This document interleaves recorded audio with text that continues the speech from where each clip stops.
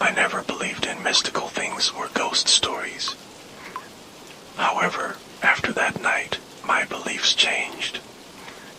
The voices from the old kitchen in my grandmother's house still haunt me, whispering secrets I never wanted to know.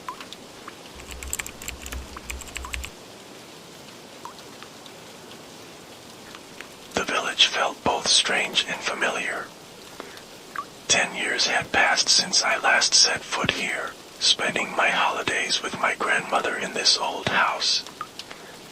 My grandmother's house was located at the edge of the village, surrounded by vast cornfields and a small forest behind it. This house always made me feel comfortable with its colonial architecture, high roof, large windows that were always open, and a spacious porch where my grandmother used to sit while waiting for dusk. However, there was one place I always avoided as a child, the old kitchen at the back of the house. It was dark, damp, and always had a strange smell, a mix of wet earth and something rotting. My grandmother rarely used that kitchen since my grandfather died, and a newer, more modern kitchen was built next to the dining room. But the old kitchen remained, like a dark secret hiding behind a closed door.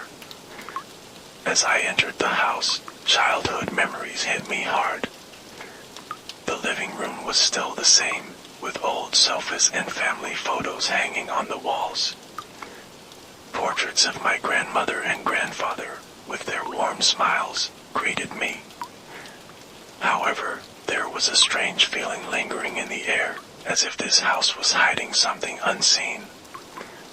I placed my suitcase in the guest room and walked around the house, touching dusty furniture and faded curtains. Finally, I reached the door of the old kitchen. The door was shut tight, and when I touched the doorknob, the air around it felt colder. Quickly, I pulled my hand away and decided not to open it. Maybe later, I thought. The first night in my grandmother's house felt quiet. Only the sound of crickets and the wind rustling through the trees could be heard. I sat in the living room, reading an old book I found on the shelf. The clock on the wall ticked slowly, accompanying the silence of the night. However, amid that silence, I heard something, a faint sound, almost like a whisper. I strained my ears, trying to catch where the sound was coming from. The sound came from the direction of the old kitchen.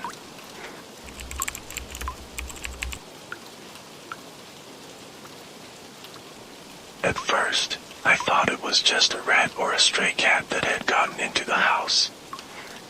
I stood up, walking slowly towards the old kitchen. The whispering sound was clearer now, like someone was speaking softly. It must be just my imagination, I told myself, trying to reassure. But the sound was real, continuing to call me. Carefully, I approached the door of the old kitchen and placed my ear near it. The whisper was clearer, the voice of a woman, too soft to understand but enough to make the hairs on my neck stand on end. I reached for the doorknob and turned it slowly. As the door opened, a cold air rushed out, making me shiver. The old kitchen was dark, illuminated only by the moonlight coming through a small window. I stepped inside, turning on my phone's flashlight. The kitchen looked exactly as I remembered, with an old wooden table in the middle, an ancient iron stove, and shelves filled with dusty cooking utensils. But something was different. The whispering sound was still there, even though there was no one around. I walked around, searching for the source of the sound, but found nothing. Suddenly, I felt something move behind me. I turned quickly, and a shadow flickered at the corner of my eye. "Who's there?" I shouted, trying to hide my nervousness. There was no answer. I walked further into the kitchen, and that's when I saw it, a dusty, old mirror hanging on the wall, something I hadn't noticed before. The mirror was cracked in several places, and my reflection looked strange, like there was another shadow standing behind me. I approached the mirror, examining the cracks. Then, from the corner of the mirror, I saw a shadow of a woman standing behind me, with a pale face and hollow eyes staring straight at me. I jumped back, stumbling against the table. When I turned around, there was no one there. I looked back at the mirror, but the woman's shadow was gone. All that remained was my reflection, with eyes widened in fear.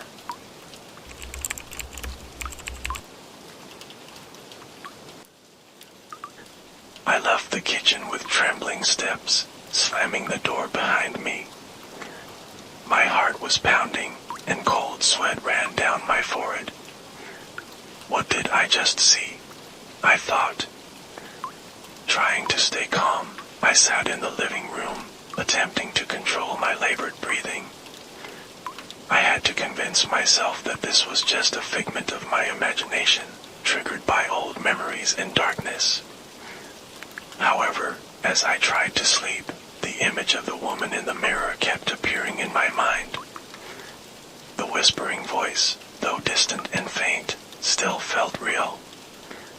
I decided to gather more information about this house and my grandmother. The next morning, I visited the village library, looking for old archives about the village and my family. At the library, I found old articles that spoke about my grandfather, a respected man in the village.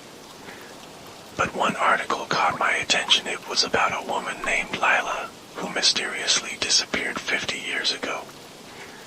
The woman was rumored to have had a relationship with my grandfather before he married my grandmother. No one knew what happened to her, and after a few months, the case was closed due to lack of evidence. The article mentioned that Lila was last seen around my grandfather's house. My heart pounded faster. Could the shadow I saw in the mirror be Lila? And if so, why was she in the old kitchen? I returned home feeling uneasy, carrying the article with me. When I reached home, I immediately headed for the old kitchen, feeling there was something I needed to find there. Carefully, I opened the kitchen door and entered. The old mirror was still hanging on the wall, its cracks seeming to hold their own stories. I began inspecting the kitchen more closely, moving the table and opening drawers. In the corner of the kitchen, under an old cabinet, I found a small wooden box. The box was locked, but with a little effort, I managed to open it. Inside were pieces of old paper, filled with hard-to-read handwriting. Some of the papers seemed to be letters, and as I read them, I realized they were love letters from Lila to my grandfather. The words were filled with love, but also disappointment and anger. As I was reading, I heard footsteps behind me. I turned quickly, but no one was there. Only my shadow was visible in the old mirror. However, I felt watched, as if eyes were staring at me from behind the shadows. Trembling, I gathered the letters and put them back in the box. Something was terribly wrong here, and I had to find out more.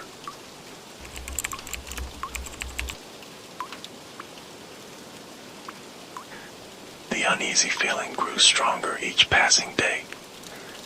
Every night, the whispering voice became clearer, as if someone was trying to speak to me. Sometimes, the voice sounded like crying, sometimes like anger. I began having nightmares about a woman with a pale face and hollow eyes, standing in the old kitchen, calling my name.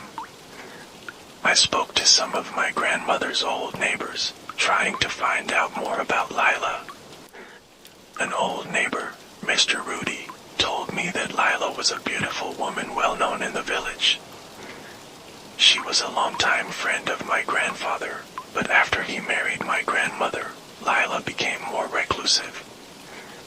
Some people said Lila still loved my grandfather, even after he was married. When Lila disappeared, many thought she had gone to the city or taken her own life because of a broken heart. However, Mr. Rudy mentioned something that made my blood run cold. He said some people believed Lila never left the village. They believed Lila was murdered, and her spirit haunted this place, seeking justice for her tragic death. Hearing this, I felt there was something very wrong with the old kitchen in my grandmother's house. One night, I decided to go back to the old kitchen. This time, I brought candles and a camera to record whatever happened. As I entered the kitchen, the cold air immediately enveloped me. I lit the candles and placed them on the table. The candlelight flickered, making shadows on the walls dance. The whispering voice returned, louder than before, as if someone was trying to communicate. I pointed the camera at the old mirror, trying to capture what I might see. Suddenly, the mirror fogged up, and writing began to appear from within, as if written by invisible fingers. The words formed a sentence that made me freeze. Find me. I stepped back, shocked and terrified. Who had written that message? Was it Lila? And if so, what did she want me to find? I knew one thing, this was no ordinary ghost. This was a restless spirit trying to convey something. Maybe she wanted me to find her body. Maybe she wanted the truth revealed. Whatever it was, I had to do it, or she would never leave this house.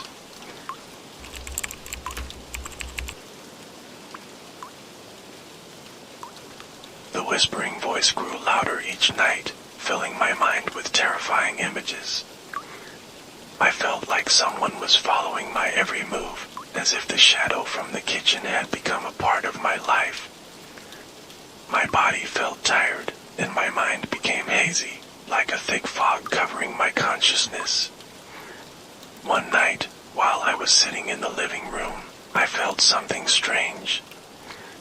It felt like a force pulling me, making my body feel heavy. I tried to stand up, but my feet felt locked to the floor. The whispering voice from the kitchen grew louder, echoing in my ears, calling my name repeatedly. I felt pushed to go to the old kitchen. With blurry eyes, I walked slowly toward the kitchen. Each step felt like a dream, as if I was sleepwalking. When I reached the kitchen door, my hands trembled as I reached for the doorknob. I slowly opened the door, and the moonlight streaming through the window made the kitchen look like another world. In the middle of the kitchen, the old mirror reflected a faint shadow from the extinguished candle. I walked toward the mirror, and as I stood before it, I saw the shadow of the woman again. This time, the shadow was clearer, with a pale face and empty eyes staring straight at me. Her lips moved as if she were speaking, but no sound came out. I felt a pressure in my chest, as if invisible hands were gripping my heart. Suddenly, my body felt light, and I felt something flowing into my body. The eyes of the shadow lit up, and I felt my mind being pulled into darkness. I saw the shadow of the woman disappear into the mirror, and at that moment, I felt I lost control of my own body. I screamed, but no sound came out. It felt like I was drowning in a dark sea, while the shadow of the woman took over my body. In a flash, I regained consciousness and fell to the kitchen floor. Cold sweat ran down my forehead, and my heart was pounding. I knew what had happened. I had been possessed. The restless spirit had found its way into my body, and now she was using it for her own purposes.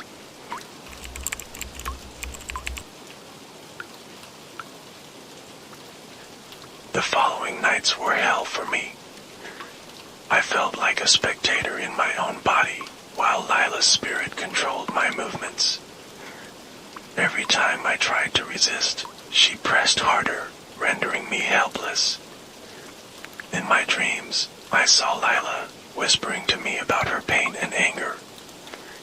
She showed me glimpses of the past, about a quarrel between her and my grandfather, about the night she disappeared. I was in thick darkness, feeling a bone-chilling cold. Lila stood before me, her face filled with sadness and anger. "You must help me," she whispered, her voice echoing inside my mind. "Find my body, reveal the truth. Only then can I leave." I tried to speak, but no sound came out. Lila stepped closer, her hollow eyes staring deep into mine. "I know you can feel it. The truth is hidden in this house. Find me before it's too late." After saying that, she vanished, leaving me in even deeper darkness. When I woke up, I was in my bed, but my body felt crushed. Every muscle ached, and my head throbbed. I knew I had to do something. If I didn't, Lila's spirit would continue to haunt me, and I might lose control of myself forever. I had to find a way to expel her, or at least figure out what she wanted.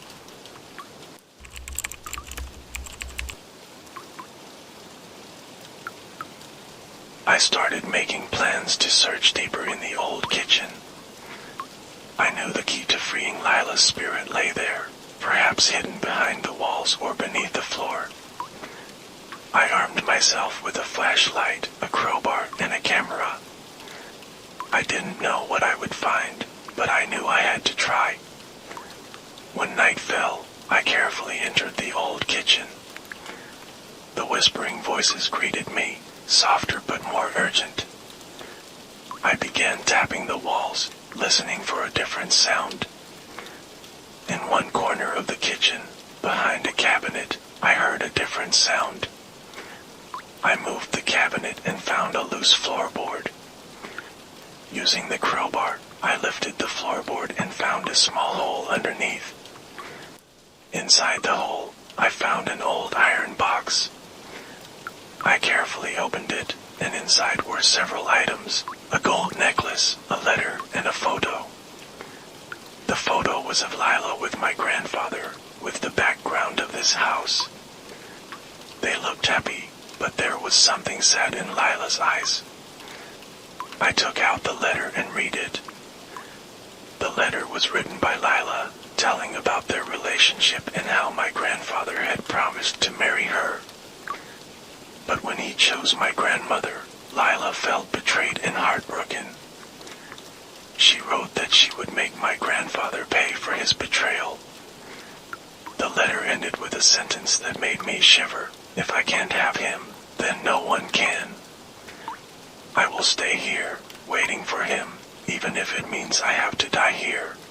I realized that Lila had decided to end her life in this house, hoping her spirit would stay and haunt my grandfather forever.